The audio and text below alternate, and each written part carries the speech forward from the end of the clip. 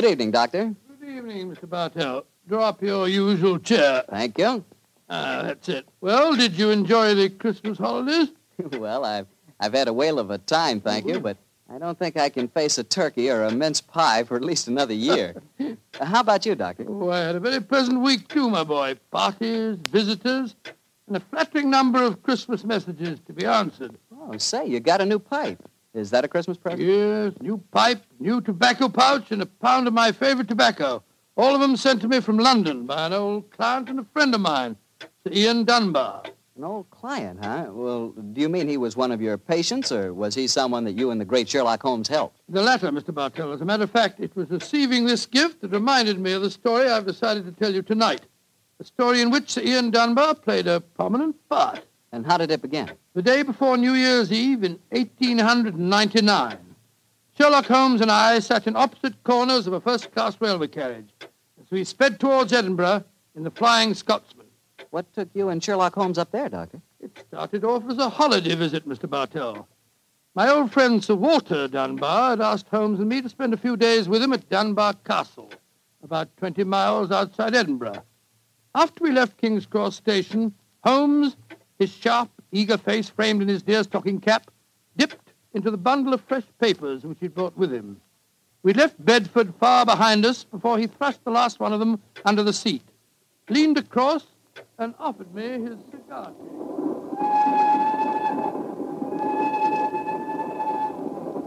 Care for a cigar, Watson? No, thanks, awful. I'll stick to my pipe. Flying Scotsman's living up to its name. We're going splendidly.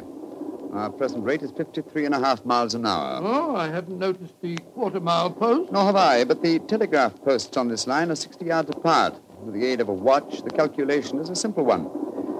Watson, my dear fellow, we have several hours ahead of us. Tell me more about Sir Walter Dunbar. I have a feeling that he is in some kind of trouble, but you haven't wanted to talk about it. Well, it's not exactly trouble, Holmes, but there's a strange problem that confronts the Dunbars. A problem that'll be settled at midnight tomorrow. Oh, indeed. Night of New Year's Eve, eh? Yes, exactly. But to really appreciate the story, I have to begin by telling you of the death of old Sir Thomas Dunbar. The father of the present baronet, I suppose. Yes, he was severely wounded at Waterloo, though he managed to last out long enough to get back to Dunbar Castle. The story goes that as he lay there on his deathbed, he told his wife of his plans for their unborn child. Dinna grieve, lass. I've fetched the baronet's here home from Waterloo. What if I fetched a mortal wound as well? Oh, hush, lass. I'm not afraid to die. All that niggles me is that I shall ne'er see the child you bear. Is Sir Wattle Scott no coming yet? Can he visit the deathbed of his old friend? Who's there? Is that you, Sandy Murdoch? Aye, Thomas. It's me. Aye. I'm leaving an unborn son behind me when I die. Now, I don't trust women or children or banks for that matter. I put the best part of my wealth and gold in the big iron box you'll find under the bed. The money's there. Aye, and something else for a rainy day. You're to keep that box in trust for me, Sandy. You can turn it over to my boy on the New Year's Eve before his 21st birthday. And he'll be a man and wise enough to know how to use it. You understand, Sandy? Aye, Thomas. But supposing your bairn's a girl. A girl? I tell you, it'll be a boy. And we'll name him Walter after my good friend, Sir Walter Scott.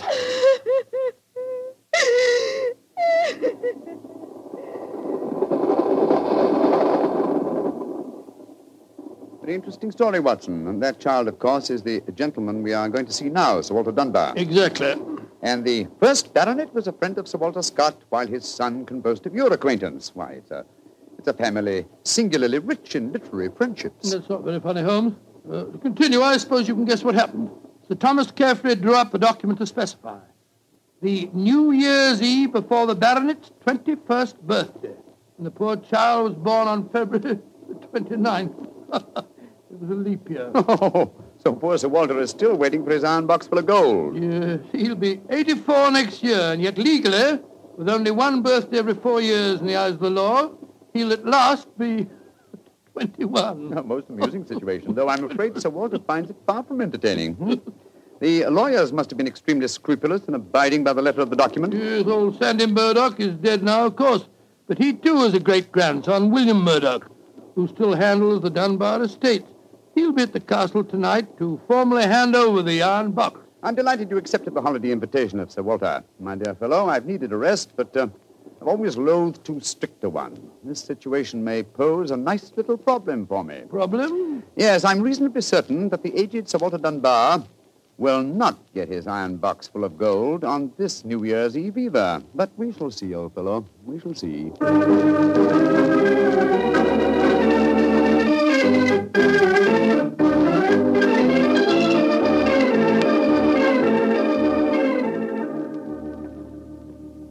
Dr. Watson, I'm glad to see you and Mr. Holmes here at the castle. Thank you, my boy. Holmes, this is Ian Dunbar, Sir Walter's grandson. How do you do, Mr. Dunbar? I'm very proud to meet you, Mr. Holmes. I've heard a lot about you. Our grandfather will be down in a few moments. Let's go into the library, shall we? Well, I imagine Sir Walter's quite excited about tonight's ceremony, isn't he? Wouldn't you be, if you'd waited 63 years too long for an inheritance? Indeed, I should. Thank the Lord I had the foresight to be born on the prosaic date of August the 21st. In the event of your grandfather's death, you would be the next baronet, I take it. Yes, Mr. Holmes. You see, my father was killed 2 months ago at Mafeking. Yes, I read about it in the papers, my boy. I'm very sorry. Thank you, Doctor. The opening of the box isn't going to be the only ceremony at midnight. Dorothy and I are announcing our engagement. Dorothy? Dorothy Small. She and her father are staying here, too. My congratulations. Yes, indeed, Ian. Indeed, mine, too. Thank you. It's been quite a battle with her father, though. He's a businessman and isn't impressed with titles when they aren't accompanied by a suitable income. But when we told him about the inheritance, he relented and gave his consent. Ah, here's Dorothy now. Dorothy, darling, I want you to meet 2 friends of mine, Mr. Sherlock Holmes and Dr. Watson. How do you do? Now, how do you do, Miss Small? How are you, my dear? From what this young man's been telling us, I gather that congratulations are in order. Thank you. I finally persuaded Father that Ian would make a worthy son-in-law. For a while, I was afraid we'd have to elope to Gretna Green, live in a cottage on bread and cheese and law, but brave the parental wrath, just as they do in the storybooks. Oh, Sir Walter, there you are. Watson, my dear boy. How are you? And this must be your friend Sherlock Holmes. How do you do, Sir Walter? Very well for a young nipper who'll be 21 at midnight. Gentlemen, may I introduce Mr. Herbert Small? How do you do? How do you do, sir? I believe that we have to congratulate you on the engagement of your daughter. That was supposed to remain a secret until midnight. The Dunbar box was finally opened. Dinna be grouchy, Herbert. The children are in love, and I'm going to settle money on Ian, and it's New Year's Eve. Let's enter into the spirit of the occasion. Bring out the glasses, Ian. I've had some bottles of my special pride put out. It's the finest port in Scotland, the cream of Dunbar. Aye, my father laid the first bottle down the year before I was born. And a drink of the brew will surely warm the cockles of your heart. Well, my mouth's watering already, Sir Walter. When is this lawyer fellow, young Murdoch, getting here? Oh, any moment, Herbert. As soon as he arrives, we'll have dinner, and then we'll be ready for the evening ceremonies. He's bringing the famous iron box with him, Sir Walter? If he doesn't, they won't get any dinner, Holmes. Ian, pass the glasses around, my boy. Ah, there you are, Murdoch. Good evening, Sir Walter. Oh, you've got the box with you, I see. Now the party's complete. Oh, let me introduce you. Miss Small, her father, Mr. Small, my grandson, Ian, you know. Mr. Sherlock Holmes, Dr. Watson. How do you do, sir? I'm sorry I'm late, Sir Walter. My train was delayed. Oh, that's all right, Murdoch. You're here, and you brought the box. That's all that matters. Ian, give our young lawyer a drink. Here, I'll help you pour it. I must say that this is rather exciting, Holmes, the famous iron box with its inheritance of gold. Yes, and from the size of the box, at a rough guess, I should estimate its cubic content in gold at around 5,000 pounds. Not a vast sum, perhaps, to a businessman like Mr. Small, but a windfall to an impecunious Scottish baronet. Yes, I suppose it is. A strong young man, Mr. Murdoch. How do you mean strong, Holmes? A box that size, full of golden sovereigns, would weigh a considerable amount. And yet the lawyer carried it single-handed. Now that we're all assembled, I'm going to propose a toast. Though it's still some hours off yet, let's drink to the new year. It means a lot to some of us. To 1900. 1900. We should toast more than just 1900, Sir Walter. We should drink to the new century that's about to begin. Good idea, Dorothy. Oh, I'm afraid that wouldn't be quite appropriate, Miss Small. To be accurate, the 20th century won't begin until January the 1st, 1901, and not 1900. Of course. That's it. Dorothy, I'm afraid your wedding can't take place for some time yet. Father, what are you talking about? I read an article in The Guardian the other day that said just the same thing as you, Dr. Watson. And what's more, it said something even more important. It said that 1900 is not a leap year. Oh, rubbish. Leap year comes every 4 years. There was one in 1896, then obviously 1900 is one. I think Mr. Small may be right. What do you say, Mr. Holmes? Do you know? Well, I hope no one would bring up this point, but it's the little problem I referred to on the train, my dear Watson. Yes, I remember. Holmes, for heaven's sake, answer. Is 1900 a leap year or no? I'm afraid it's not, Sir Walter. No? Because of a slight imbalance that would otherwise be produced in the calendar. Of the even century years, only those divisible by 400 are leap years. In other words, 1600 was a leap year, the year 2000 will be a leap year, but 1800 and 1900 are not leap years. Then you have no birthday next year, Sir Walter, and I'm afraid I can't open the box tonight. And the Dunbars won't get their inheritance. And you, my dear, don't marry for a few more years. I won't allow you to marry a pauper. Mr. Holmes, are you sure of your facts? I'm very much afraid that I am, young man. Oh, this is terrible. I cannot stand any more. No, don't take it too bad, Mr. Walter. Here, drink this. There. That's it. After all, you only have to wait another 4 years. Another 4 years? At my age, young man, at my age. Oh, no, I shall never live that long. Aye, what is it, Angus? Dinner is prepared, Sir Walter. We can serve it as soon as you're ready, sir.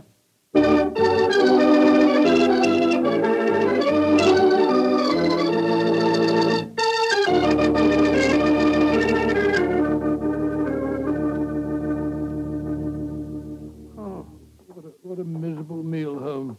The Walter's gone to his room, the young lovers are nearly in tears, and Small and the lawyer Murdoch seem to be positively gloating. Yes, a most depressing atmosphere in which to welcome the new year. But let us, at least, make the best of it. I think I'll go and have a talk with Sir Walter. And you, my dear chap, why not try and cheer up the young folks? Some of your experiences in India may make them take their minds off their trouble. Yes, quite an idea. I'll join you in the library. Call me if you want me, Holmes.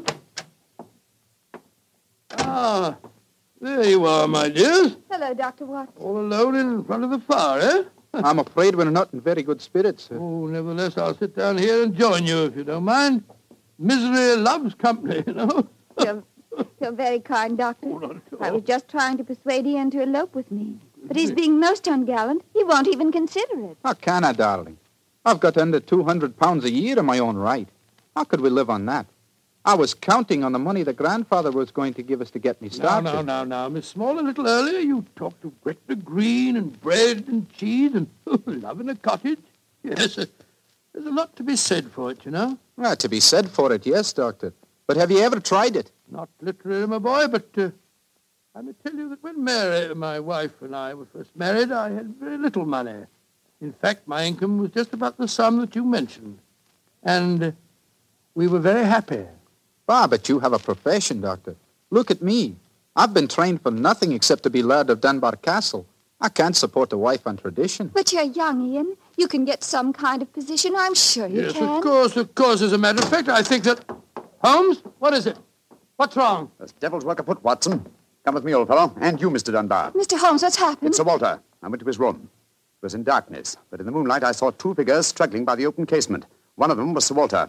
As I entered, he disappeared from sight. His attacker had pushed him out of the window into the moat. How dreadful.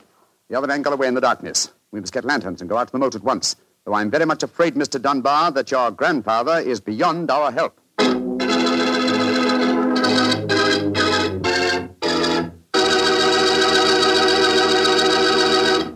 Dr. Watson will be back in just a second, so I'd just like to remind you that if you want to serve a wine over the holidays that you're sure the ladies will enjoy, serve Petri California Muscatel. Petri Muscatel is a golden wine with a wonderful flavor. The flavor of big, plump Muscat grapes. And you know what a flavor that is. I'm sure you'll find that Petri Muscatel is the favorite wine of all women, just as Petri Port is the favorite wine with men. And incidentally, if you're not sure which to get, Petri Muscatel or Petri Port, don't buy one, buy two. Get them both, and you'll be sure to please everyone. Now, to get back to our story, Someone had pushed poor old Sir Walter out of his bedroom window and into the moat below. Isn't that right, Dr. Watson? Yes, Mr. Bartell. Of course, we grabbed lanterns as fast as we could and rushed outside, but it was a hopeless task. The water was 8 or 10 feet deep, and it seemed obvious that the elderly Sir Walter wouldn't have a chance of saving himself. But we searched on, the flicker of bobbing lanterns and the scurrying figures in the frosty moonlight, forming a weird, fantastic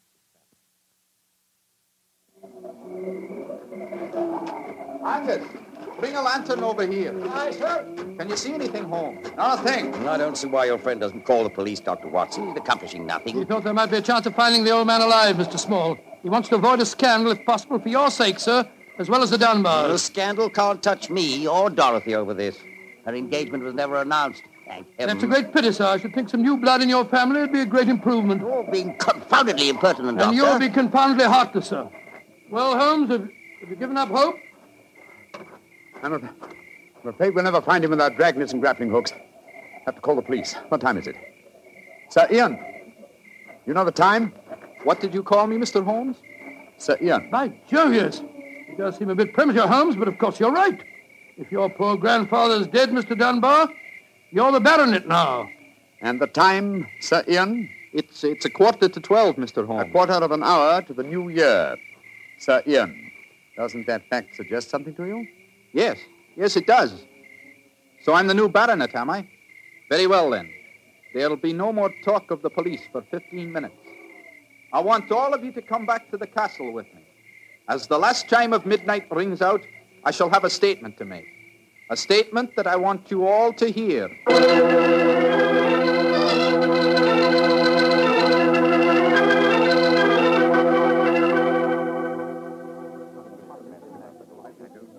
What you brought us all back here for, Holmes? There's something very funny going on.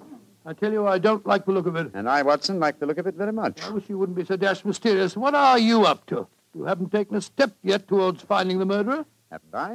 And I wonder what causes the beads of perspiration on Mr. Small's brow. Small? You mean that Small... Yes, and I wonder what causes the singular look of apprehension on the face of Murdoch, the young lawyer. You remember, of course, on my remarking how easily he carried the large iron box. Good Scott, yes. And it took a strong man to throw Sir Walter out of the window. Watson, Huh? the new year is approaching. Ladies and gentlemen, in view of our recent tragedy, this is one New Year's Eve when none of us feels like song and jollity. But there still remains a ritual duty for me to perform. Mr. Murdoch, open the iron box, please. But I can't do that. It was only to be opened for your grandfather. No, Mr. Murdoch.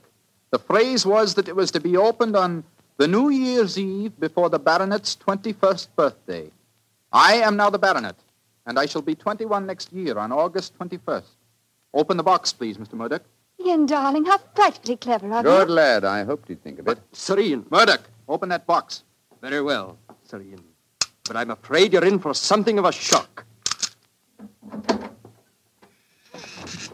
Great Scott, the box is empty. Except for a sheet of notepaper in the bottom. What's the meaning of this, Murdoch? Read that paper, Sir Ian, and you'll understand. I owe you 4,000 sovereigns. And it's signed Alexander Murdoch on behalf of Murdoch and Murdoch, lawyers. You'd better explain this. It's the family skeleton, Sir Ian. That note is signed by my great-grandfather, the one that witnessed the original deed concerning the box.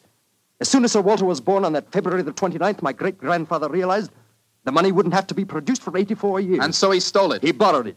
He always intended to pay it back, but he was never able to. When he died, he told my father of his secret, and my father in turn told me.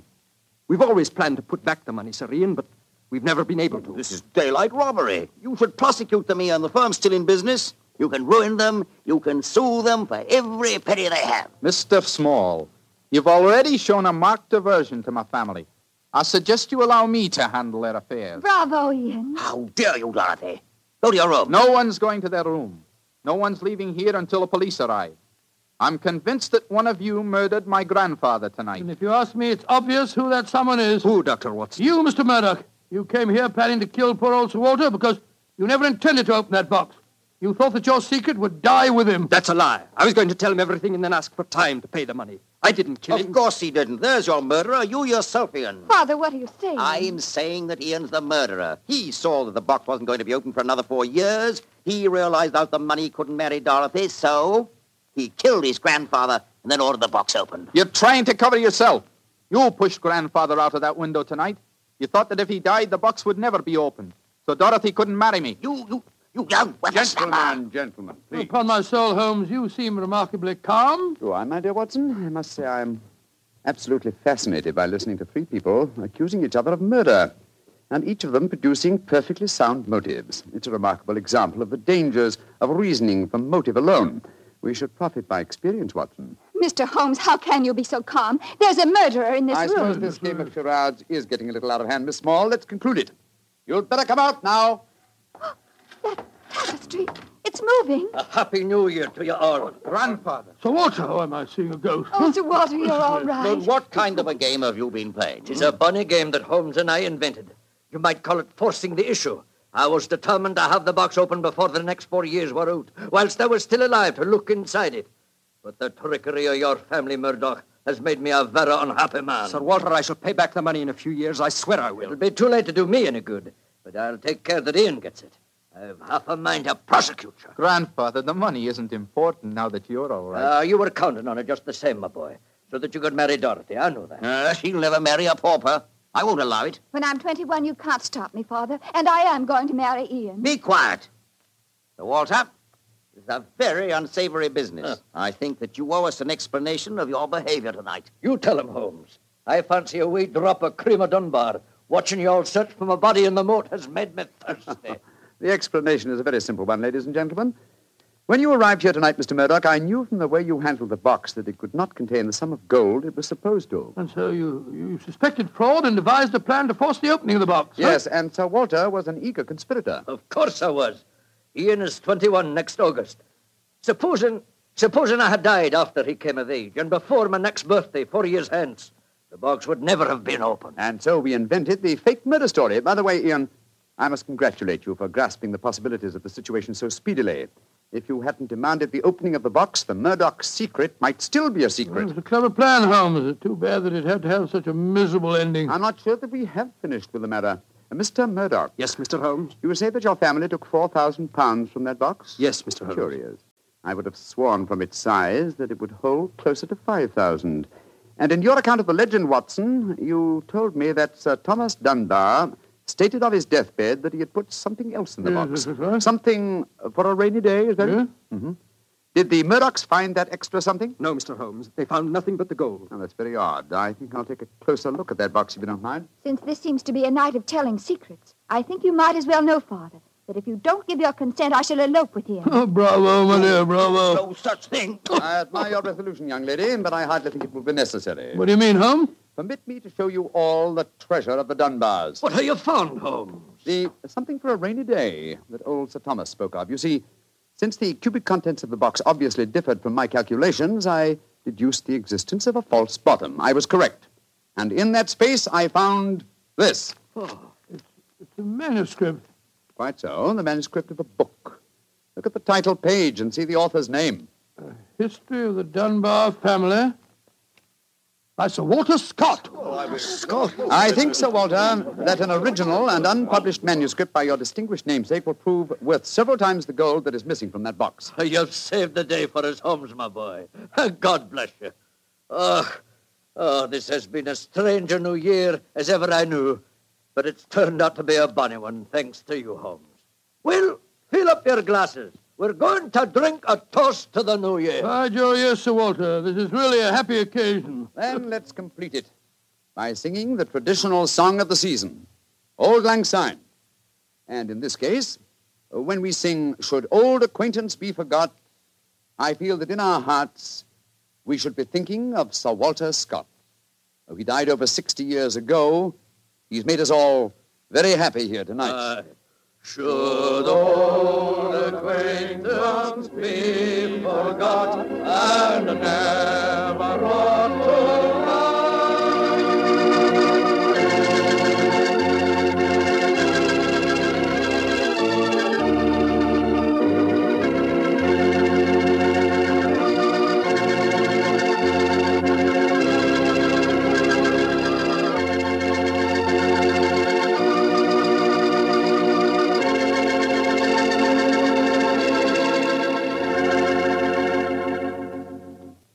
Doctor. That turned out to be a very happy new year for all concerned. Yes, that's one new year that I'll never forget.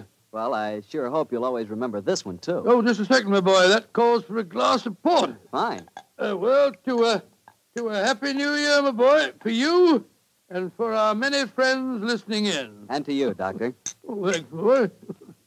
That's good.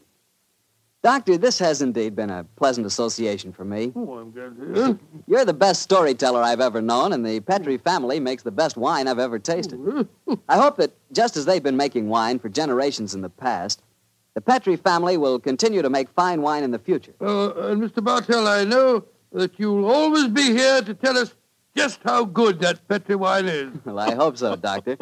And I hope you'll always be right here beside me to tell another swell story about Mr. I hope Holmes. so, too, my boy. Oh, and incidentally, Doctor, what new adventure are you planning to tell us next week? Next week, Mr. Bartell, I'm going to tell you a weird story.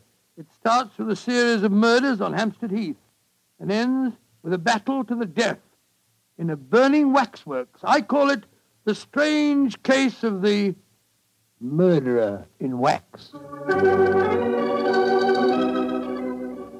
Tonight's Sherlock Holmes adventure was written by Dennis Green and Anthony Boucher and was suggested by an incident in the Sir Arthur Conan Doyle story, The Silver Blaze.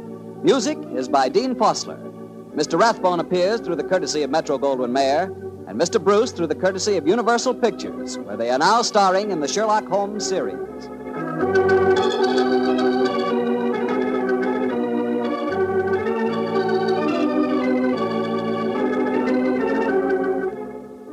The Petrie Wine Company of San Francisco, California, invites you to tune in again next week, same time, same station. Sherlock Holmes comes to you from our Hollywood studio.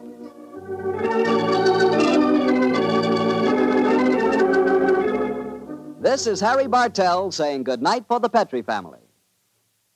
For a solid hour of exciting mystery dramas, listen every Monday on most of these same stations at 8 o'clock to Michael Shayne, followed immediately by Sherlock Holmes. This is the Mutual Broadcasting System.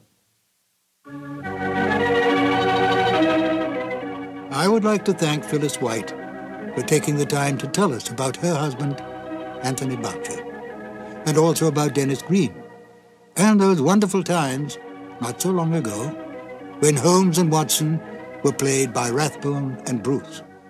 The 2 episodes you have just heard are part of the new adventures of Sherlock Holmes, starring Basil Rathbone and Nigel Bruce, and are a 1988 copyrighted production of 221A Baker Street Associates. The Sherlock Holmes stories and the characters of Sherlock Holmes and Dr. John H. Watson were created by Sir Arthur Conan Doyle and are used with the kind permission of Dame Jean Conan Doyle. This is Ben Wright. Won't you join me again sometime soon for 2 more new adventures of Sherlock Holmes? Thank you for listening.